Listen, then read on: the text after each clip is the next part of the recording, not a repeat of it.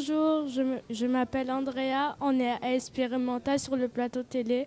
Je vais vous présenter Méliane, Laurine et Ilona. Et j'accueille Grégory Belair. Vous pouvez vous présenter? Oui, bonjour Andrea, je suis donc Grégory Belair, je suis artiste et chercheur et je viens ici présenter le Palais de la Mémoire. J'ai une question. Qu'est-ce que c'est le Palais de la Mémoire? Alors d'abord, le Palais de la Mémoire, c'est un moyen mnémotechnique, c'est un procédé pour se souvenir des choses. En fait, on imagine un grand lieu, un palais, et si on doit se rappeler d'une liste de courses, par exemple, on va déposer les éléments de la liste dans ce palais. Et ensuite, quand on va aller faire les courses, en se baladant dans le palais, mentalement, on va retrouver les éléments dont on devait se souvenir. Et ici, l'installation qui est présentée dans le cadre d'Experimenta, c'est une installation dans laquelle on peut placer sa voix par le geste. Quel est le but de ce projet? Alors le but de ce projet, en fait, c'est de permettre à des artistes des nouveaux moyens de création. En fait, ici, c'est présenté comme une installation, mais en vérité, c'est un nouvel instrument de musique. Et en fait, en plaçant sa voix, donc par exemple des notes de musique ou du chant, on peut ensuite rentrer dans un processus créatif et créer de nouvelles choses grâce à cet instrument.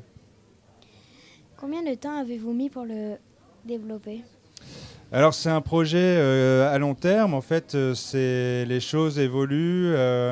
Disons que je me suis intéressé déjà il y a quelques années à la relation entre le geste et la voix.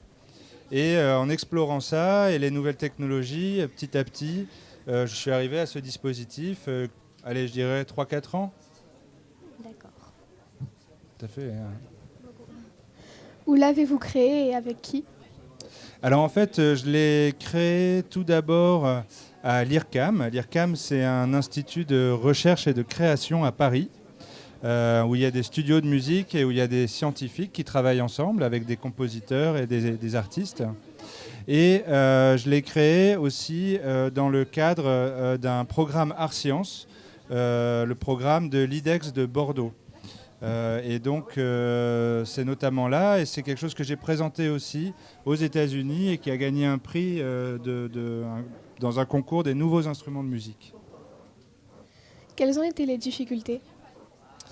Alors la difficulté principale, c'est un instrument qui demande un petit peu de temps en fait. Et la difficulté que j'ai moi pour le moment, c'est que dans un salon comme ça où il y a du public qui peut essayer, que le public puisse tout de suite faire quelque chose avec cet instrument, tout en n'ayant pas énormément de choses à apprendre ou enfin que ce soit simple. Et du coup, c'est à la fois un instrument qui est assez simple à prendre en main parce qu'on pose sa voix, on fait gua gua gua gua et puis c'est rigolo. Mais ensuite, si on veut vraiment faire de la musique avec, il faut quand même travailler un peu plus longtemps. Pourquoi avez-vous choisi la mémoire? Alors la mémoire est finalement ce moyen mnémotechnique.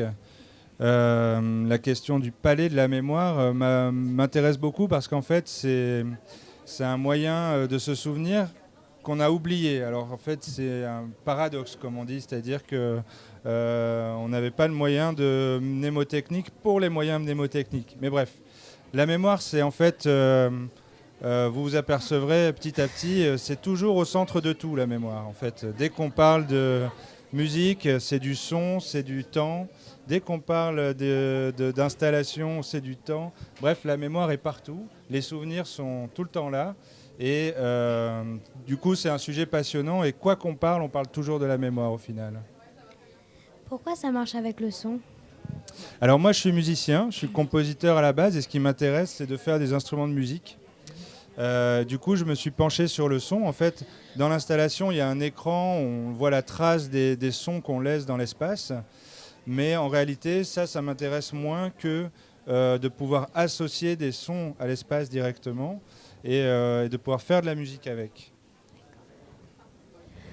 Merci Grégory Belair et d'avoir répondu à nos questions. Et on vous donne rendez-vous sur experimenta.fr. Au revoir. Au revoir.